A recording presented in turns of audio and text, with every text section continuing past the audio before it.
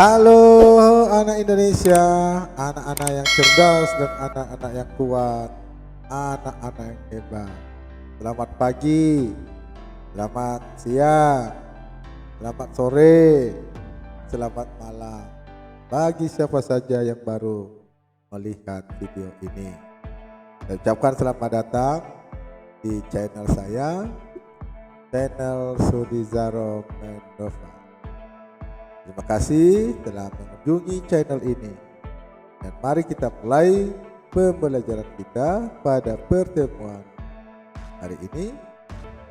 Namun sebelumnya, mari kita berdoa sesuai dengan ajaran agama dan kepercayaan kita masing-masing. Berdoa dimulai.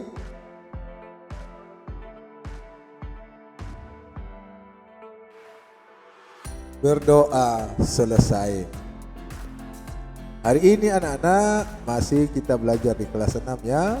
Kita di tema 3 yaitu tokoh dan penemuan. Subtema 3, ayo menjadi penemu pembelajaran yang pertama. Jadi ini anak-anak sudah ada subtema 2 ya, sudah ada subtema 1 sebelumnya. Itu anak-anak silakan melihat video-video pembelajaran sebelumnya supaya ya pembelajaran kita tetap berkesinambungan. Ayo anak-anak kita mulai dengan penuh semangat. Kita sudah mempelajari tokoh-tokoh dunia dengan penemuannya. Lalu sikap-sikap seperti apakah yang harus dimiliki untuk menjadi seorang penemu?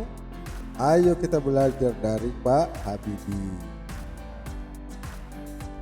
Baca dengan teliti teks biografi tentang perjalanan hidup Bapak Habibie berikut ini. Disiplin dan kerja keras awal dari sebuah inovasi yang termenang. Profesor Dr. Insinyur Bahrudin Yusuf Habibie adalah Presiden ketiga Republik Indonesia yang menjadi kebanggaan bangsa Indonesia. Beliau dilahirkan di Parepare, Sulawesi Selatan tanggal 25 Juni tahun 1936. Masa kecil Bapak B.J. Habibie. Masa kecil Habibie dilalui di Parepare. Sikap hidup disiplin dan kerja keras telah ditunjukkan Habibie sejak kanak-kanak. Ia memiliki semangat tinggi pada ilmu pengetahuan dan teknologi. Ia melanjutkan SMA di Bandung dan prestasinya selalu menonjol, terutama pada pembelajaran atau pelajaran IPA dan matematika. Perjuangan keras di perantauan.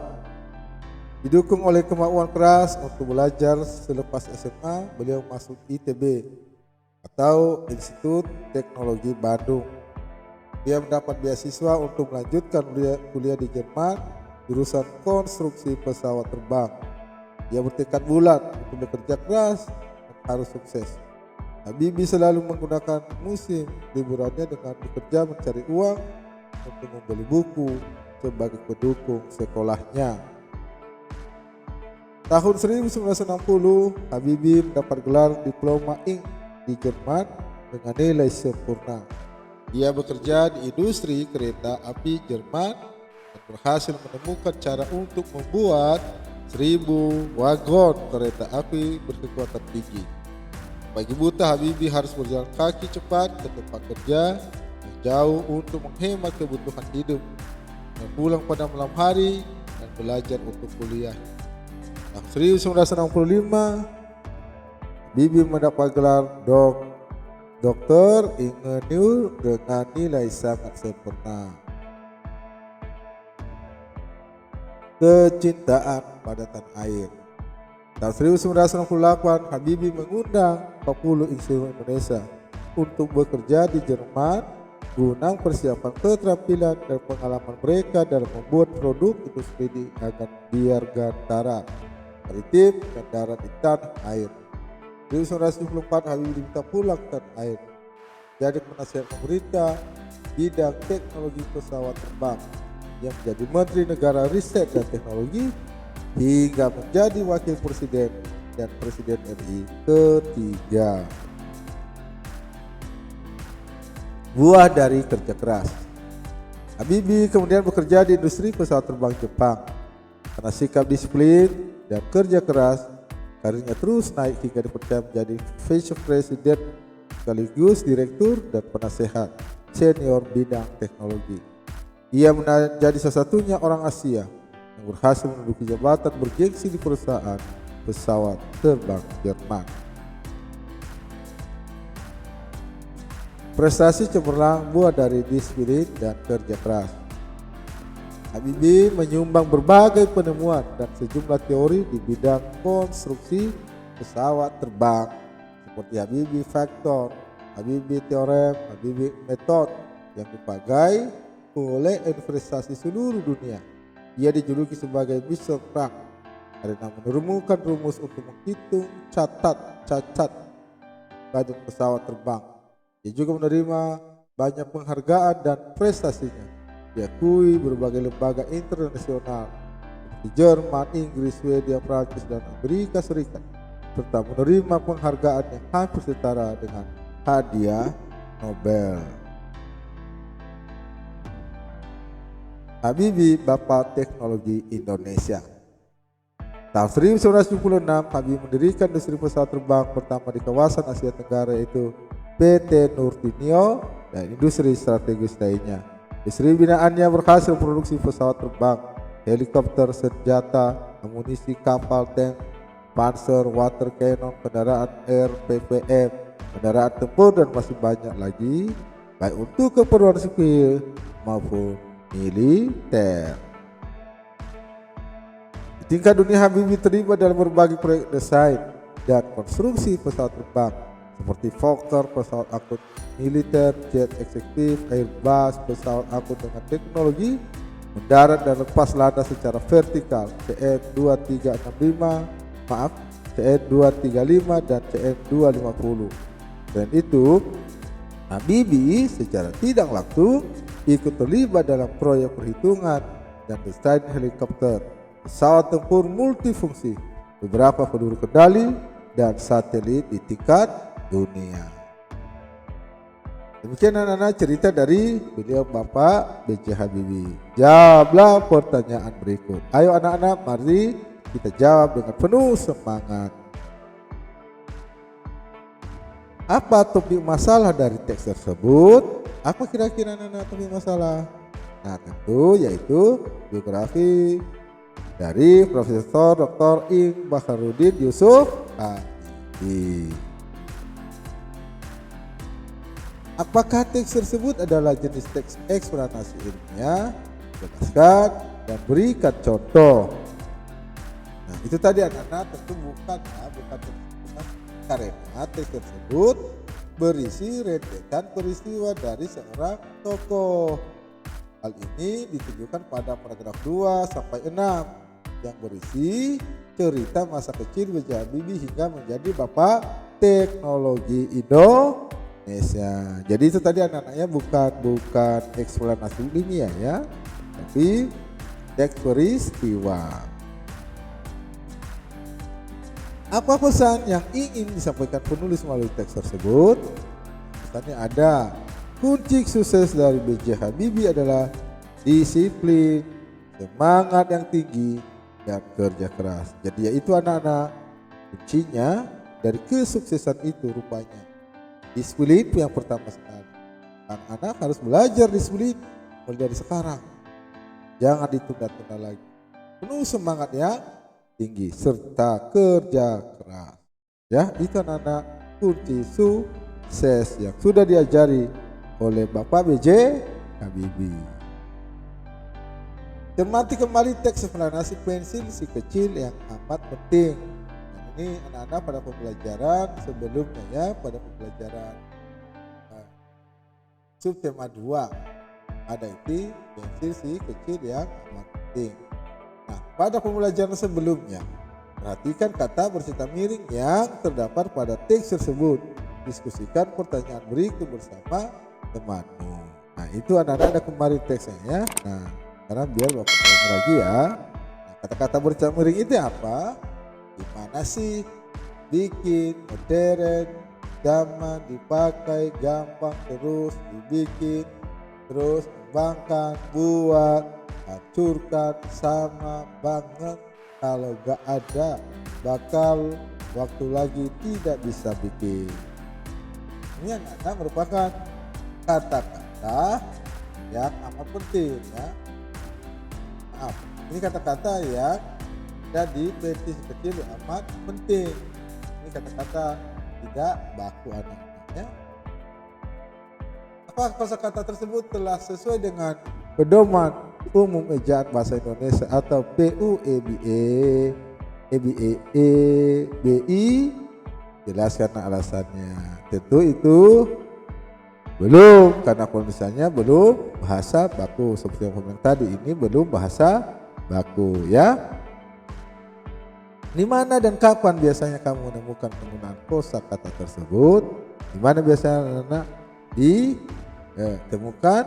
Biasanya bahasa tersebut kita gunakan dalam bahasa sehari-hari atau tidak formal. Kata cerita-cerita dengan teman, guyonan dengan teman. Dan di situ mungkin kita menggunakan kata-kata tersebut tadi yang ada di pensil ya. Ini sekarang kapan saat-saat kita dapat menggunakan kosakata tersebut? Nah, kata-kata tadi kapan kira-kira anak-anak? Dan kapan saja kita sebaiknya tidak menggunakan kata-kata tersebut? Jelaskan alasannya. Nah, ini Bapak coba buat anak-anak ya.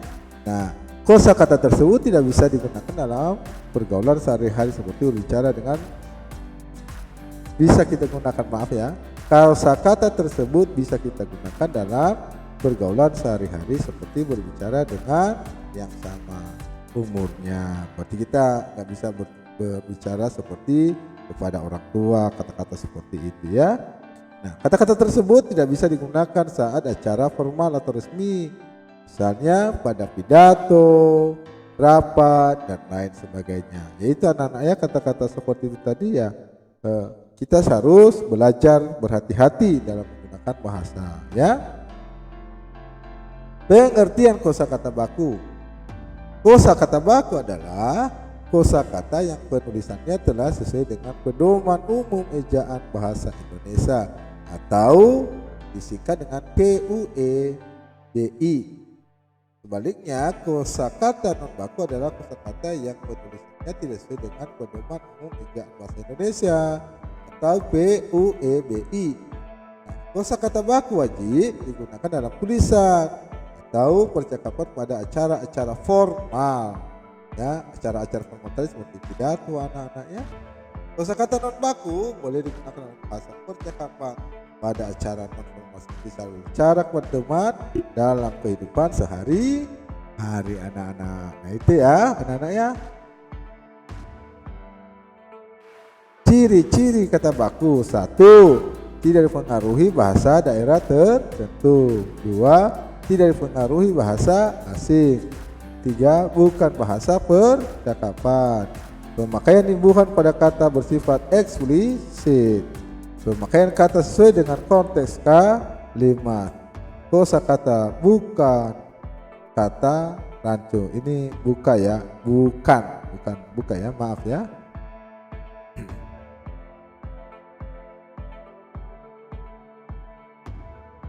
Nah, pengertian kata tidak baku. Kata tidak baku merupakan kebalikan dari kata baku yang penggunaannya tidak sesuai aturan atau kaidah bahasa Indonesia yang sudah ditentukan sebelumnya. Maaf ya, ini kurang N ini karena laptop Bapak ini lagi error ya. Minta maaf ya. Ketidakbakuan sebuah bahasa tidak hanya ditentukan dengan penulisan yang tidak sesuai pedoman, namun juga bisa terjadi karena salah penulisan, salah pengucapan, salah susunan kalimat yang tidak sesuai. Kalimat tidak baku lebih sering digunakan dalam percakapan sehari-hari karena terkesan lebih santai ya, dan tidak kaku. Kata tidak baku juga dapat digunakan saat berdiskusi bahas suatu hal bersama teman atau keluarga. Ciri-ciri kata tidak baku umumnya digunakan dalam bahasa sehari-hari, pengaruhi bahasa daerah atau bahasa asing tertentu, dipengaruhi dengan perkembangan zaman.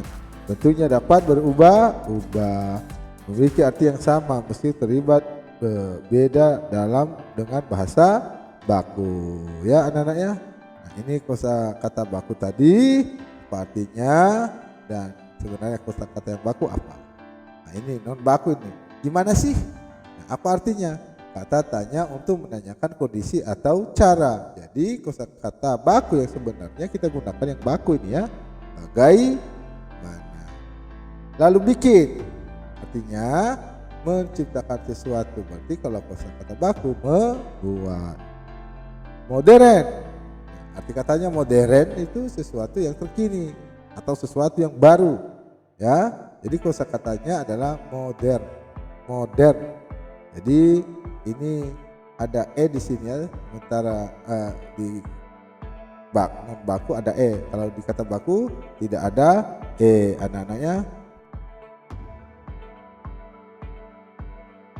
Nah, sekarang zaman, rentang waktu yang menandai sesuatu.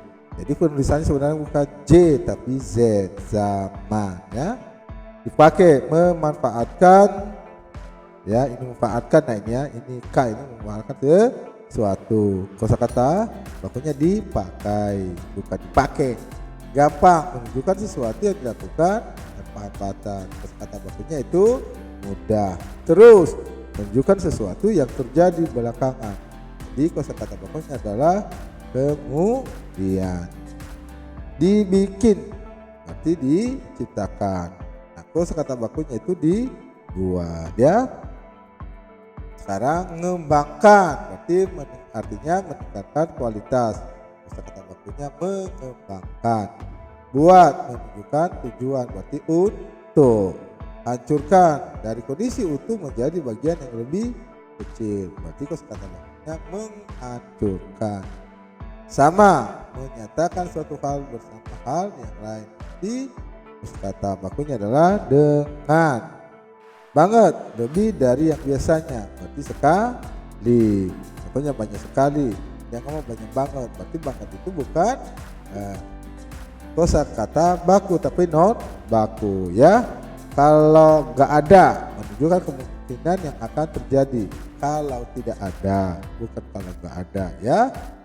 Itu bahasa tidak non baku dan bahasa baku serta artinya. Bakal ini artinya menyatakan bahwa sesuatu akan terjadi.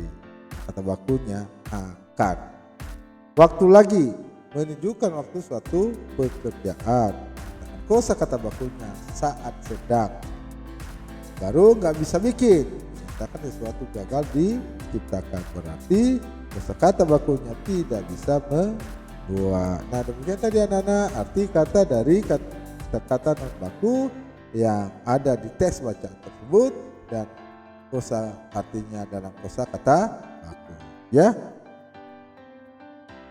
Habibie dengan penemuannya telah memberikan manfaat yang cukup besar terhadap dunia transportasi, khususnya pada transportasi udara.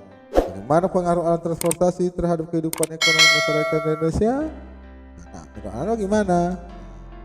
Ini anak-anaknya mati proses ini ya, proses distribusi dalam kegiatan ekonomi berikut ini. Dan ini ya awalnya ini adalah industri ya, tempat dibuatnya. Lalu didistribusikan lewat udara melalui pesawat, lewat mobil, lalu digudangkan di tempat distribusi ya. Distribusi ini pedagang ya.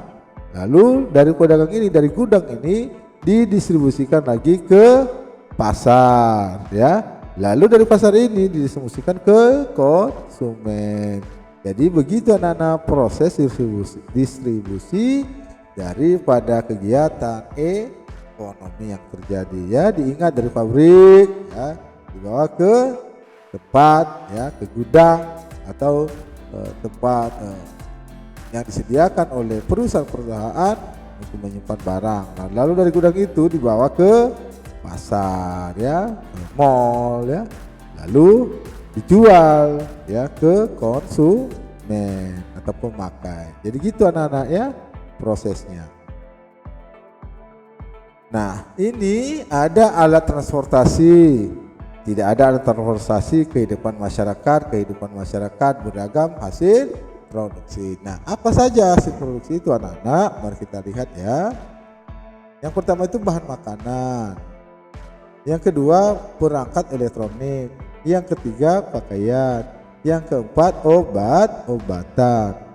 Kendaraan. Nah, itu hasil produksi anak-anak ya. Nah, kehidupan masyarakat, distribusi barang-barang kebutuhan lebih merata karena ada alat transportasi. Ekonomi masyarakat stabil karena apa? Karena ada alat transportasi dan mendukung pembangunan seperti anak-anak pembangunan jalan, pembangunan bandara, sehingga banyak menggunakan tenaga kerja dan ekonomi masyarakat lebih baik. Nah, bagaimana kehidupan masyarakat jika tidak ada alat transportasi? Yaitu distribusi bahan-bahan kebutuhan tidak merata ya, tidak merata. Contohnya ke Pulau Sulawesi, ke Pulau Kalimantan, ya, ke Pulau pelosok. Nah, akhirnya harga barang ya mahal anak-anak kalau tidak ada alat transportasi dan ekonomi tidak stabil. Demikian anak-anak beragam aspirasi. Karena ada alat transportasi maka kehidupan masyarakat ya anak-anak ya. Amati rangkaian seri dan rangkaian paralel yang telah dibuat pada pertemuan sebelumnya. Diskusikan bersama teman untuk menemukan persamaan dan perbedaannya. Tuliskan dalam diagram berikut. Jadi kemarin anak-anak di pembelajaran di September 2 kita sudah belajar tentang rangkaian seri dan rangkaian paralel. Lalu di sini kita tulis apa saja persamaannya dan apa perbedaannya melalui diagram Venn. Nah, ini anak-anaknya rangkaian seri itu disusun sebaris. Rangkaian paralel seri tidak terdiri dari satu jalur rangkaian. Terus hemat kabel itu rangkaian seri anak-anak ya. Mati satu, mati semua.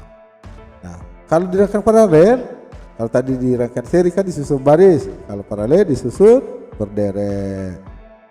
Terdiri dari dua jalur atau lebih jalur rangkaian. Kalau di seri tadi cuma satu jalur.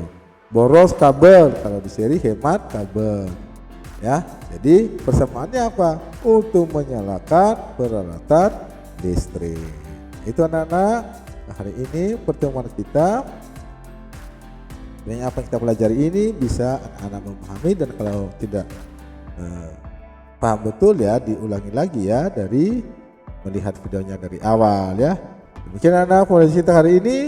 Mari kita pulang, dan sebelumnya mari kita berdoa sedangkan ajaran agama dan kepercayaan masing-masing. Berdoa dimulai. Berdoa selesai.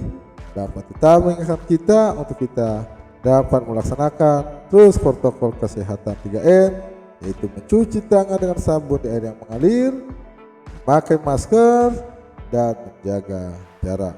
Segala kekurangan ya penyampaian Bapak, baik penulisan, pembacaan ya kurang mau minta maaf yang sebesar-besarnya, dan saya ucapkan terima kasih, kiranya bermanfaat. Sampai ketemu pada pertemuan pembelajaran berikutnya. Tuhan memberkati.